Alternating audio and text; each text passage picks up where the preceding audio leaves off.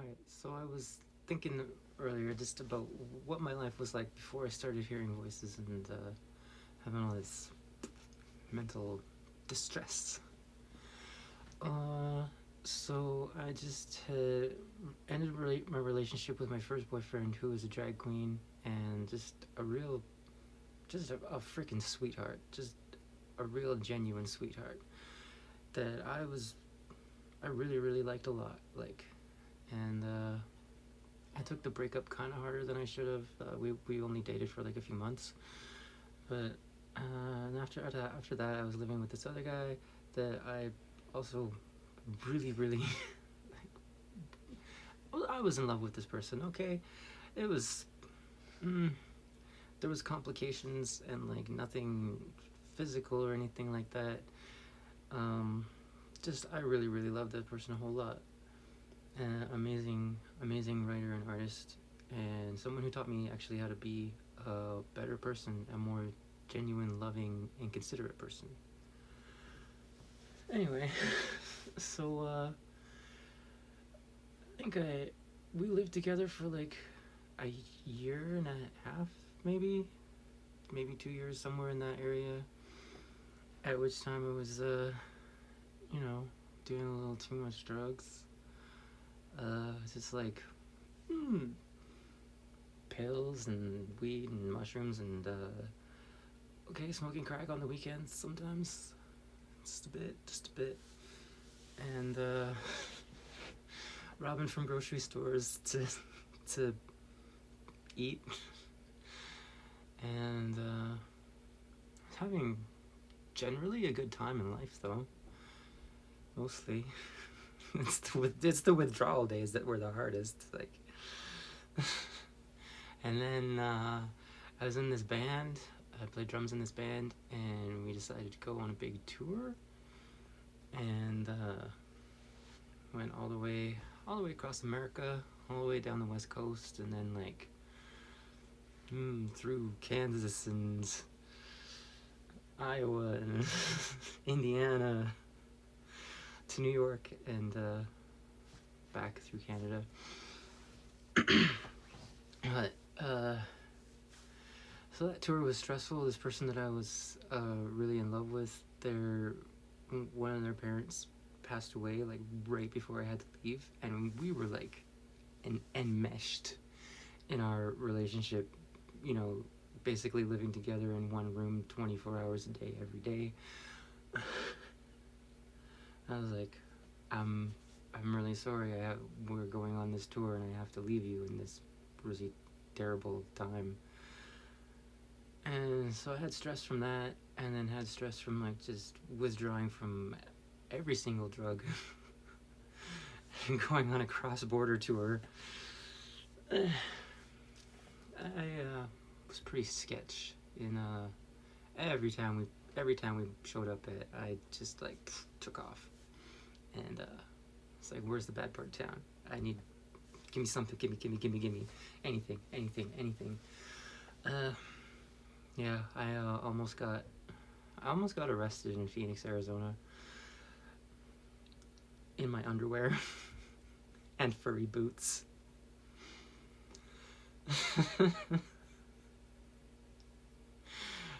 Which, I mean, I don't want to get arrested, and I mean, I was being pretty sketch, but I guess part of me is like happy that I had that life experience.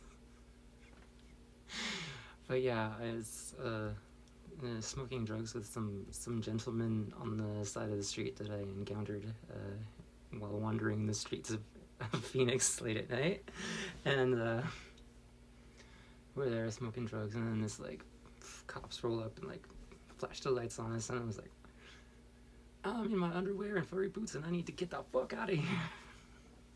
Because I would like to continue to be on tour with my band and not be in fucking jail. So, did that, got out of Arizona, made it. But yeah, it was really, really just a super stressful time in my life.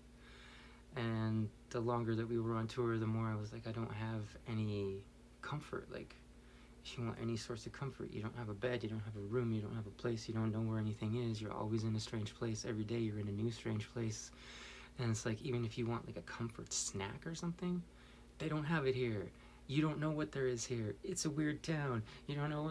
This county insists that they lock up the shops by 9 p.m. And I'm like, motherfucker, it's 9:30. Why can't I get a candy bar or something? But, and also every, not even kidding, every single day of the tour, I'd get in the van. I'm very tall. I hit my head on the van, getting in and out of the van every day of tour, which was like 50 days, and a show almost every day. There was a couple times where there was 2 shows a day, and a couple times where we bailed on some shows at the end. I was not doing well at all, and it was during the tour that is when I started hearing voices,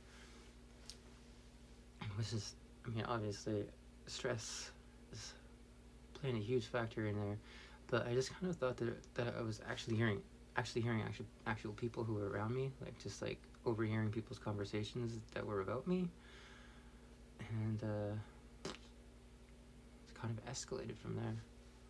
And I don't know, that's how it started. I didn't realize that's what was happening at the time.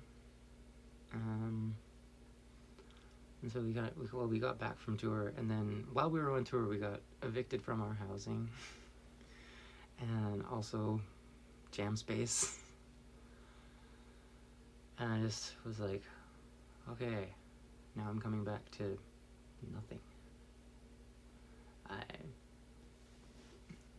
I didn't know what to do. Yeah, I got back, and my the people I lived with were they were smart.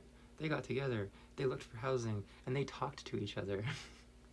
And I was having this hearing voices and thinking that I was overhearing people talking about me or whatever, and not real.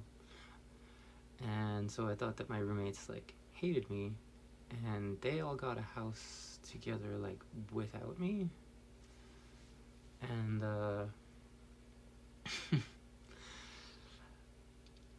that hurt me, and I definitely took it personally, but realized afterwards that because I wasn't talking to anybody and they didn't know what was going on with me, they just assumed that I was taking care of myself and that I had figured something out for myself housing wise, which I didn't.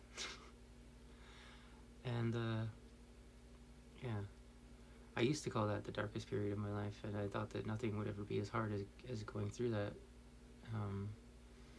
because the hearing voices just kind of, it exploded after that,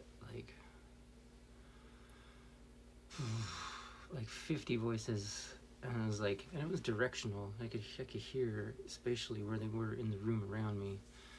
And then I started having this thing of like hearing my own internal monologue as if somebody else was saying it in another room, which was like it's a fucked up thing to experience. And so I was like, okay, well, it's not people just talking in the room. I've gone crazy. I broke my brain. I don't know what to do about it. And I think I made what was an important decision, was that I was like, okay, well, I'm still a grounded, sane, rational person. I'm just going through an experience, and I just have to choose to believe that I am sane and calm and rational and grounded, and that I can see what is obviously real and what is obviously fake. I could tell the difference. And I think that prevented me from like just going full on like cuckoo bananas. So I mean, if you're in a similar predicament, I might recommend that, like grounding yourself and doing reality checks. It's a good thing. And yeah, I kind of just made it through, and it was something that just was happening, and then the volume got turned down on it most of the time, but it comes back when there's excessive stress in my life.